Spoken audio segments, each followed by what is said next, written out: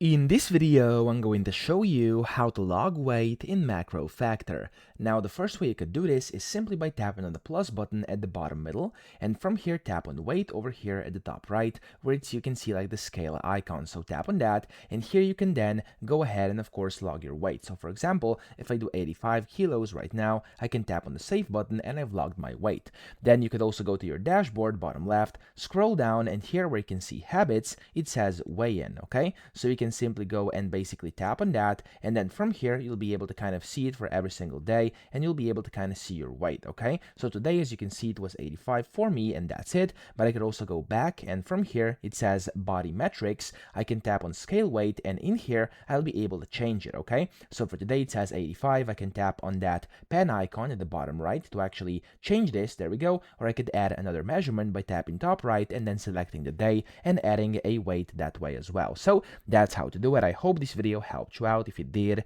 please subscribe to the channel and help me out as well.